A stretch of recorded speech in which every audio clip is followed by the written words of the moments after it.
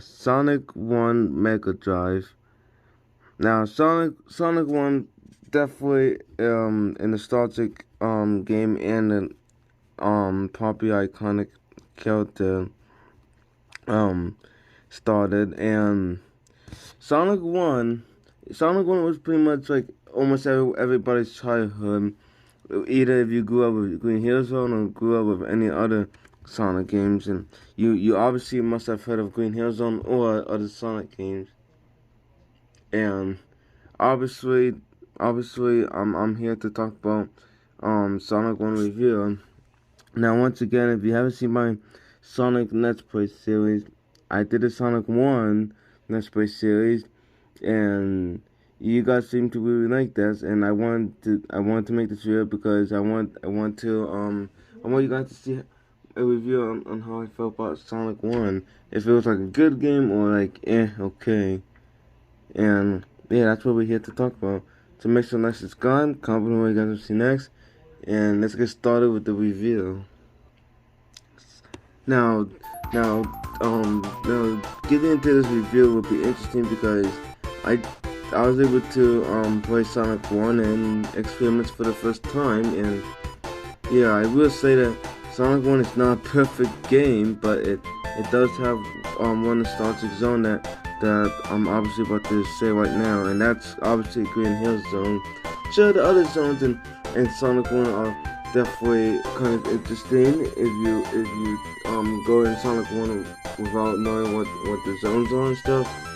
And because we had like such a Marvel Zone and like Spring Yard Zone, Nabbit Zone, and Scrap Green Zone, and Starlight Zone, and of course the bonus stages. And yeah, but I'm gonna be going to like every single zone of review a little bit, kind of like a short review. And yeah, and why not start with none other than Green Hill Zone.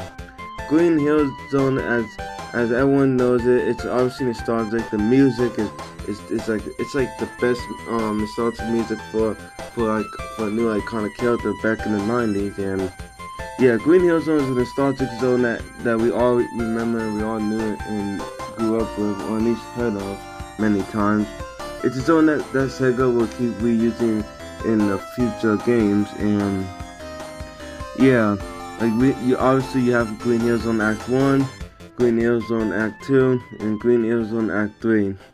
Now, Green Hill Zone is obviously a very, very great zone. It's one of my favorite zones because how nostalgic and memorable it is. And yeah, it definitely has nostalgic background, nostalgic zone, and it does have a nostalgic pretty color. So yeah, I keep saying nostalgic and not because it really is. And yeah, Green Hill Zone definitely feels like a Sonic game. And then next up was Marvel Zone. Marvel Zone is not a bad zone in its own way, but it's not like a good zone. It's just like okay. Like if you watch my Let's Play on Sonic 1 series, I did say that I didn't really like that zone too much, and I still have that opinion. Marvel Zone Act 1 is basically just where you have to go a slow pace and you have to be patient and move places and jump on platform to platform. I mean, like when it was introduced for the first time, of course some people didn't recognize it as that much of a problem, but most people don't like Marvel Zone, and some people like Marvel Zone. And for me, I just never really liked Marvel Zone.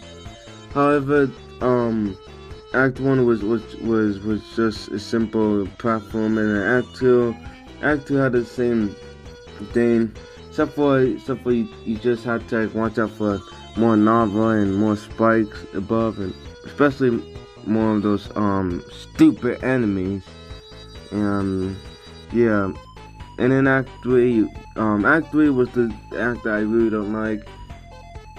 I only hated that act because of how hard it was and kind of difficult in its own way.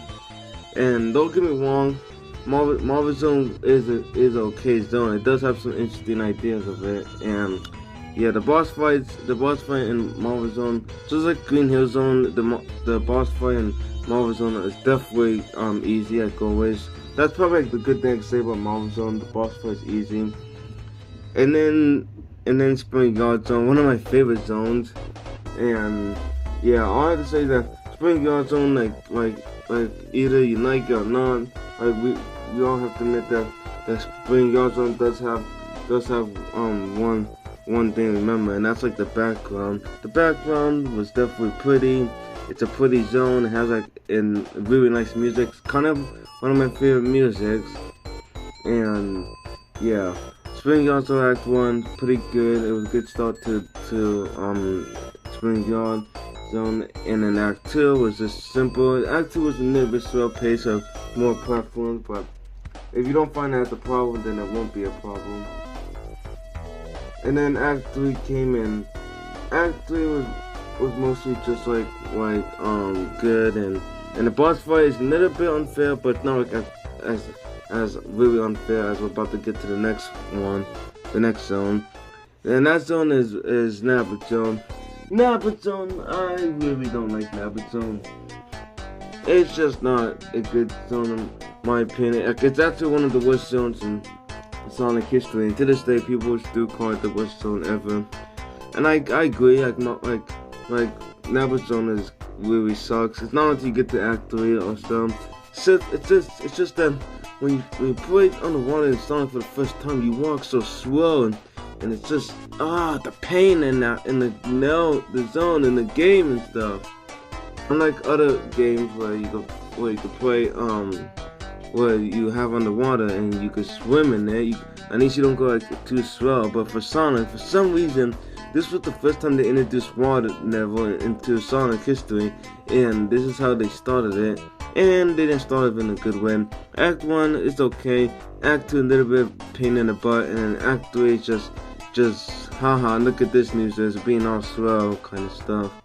And the boss fight does not make it any better. The boss fight is just way too unfair, and it's kind of stressful and a little bit unfair in its own way. And it's definitely hard when you play it. And then Starlight Zone. Starlight Zone, I don't have too much to say. It's a pretty zone. It does have my favorite music, and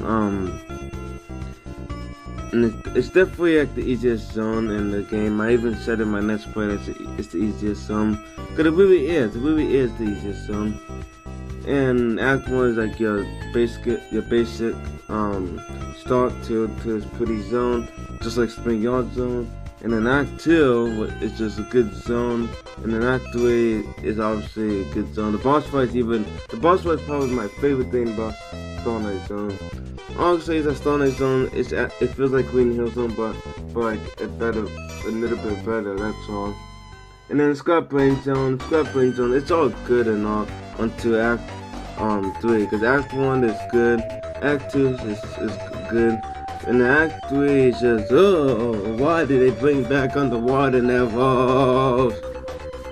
And yeah, if you didn't like water zones and Nabbit Zone, you basically won't like Scrap Range in Act 3. There's just water zone back, and basically Nabbit Zone Part 4. And that's my review on not Scrap Range Zone, on Sonic the Hedgehog 1 for the Genesis. And also the final zone in Sonic 1 is a little bit hard, but it's not like that hard for it to be a boss fight. A little bit hard, but not like that hard once you know what you're doing and once you get used to Eggman's predictions and stuff like that. And yeah, that's my review on Sonic the Hedgehog 1. It's like Sonic 1, is it a good game? Yes, but it does have many problems. It doesn't feel as fast as like Sonic 2 did or others. And that's the problem that Sonic 1 has, and luckily when Sonic 2 came out that time, they kind of fixed those problems. And yeah, but thank you guys for watching. It was too long. Don't forget to like, smash the like button, comment below what you guys want to see next. And that's the next one, guys. Peace. I was Game Boy out. Peace.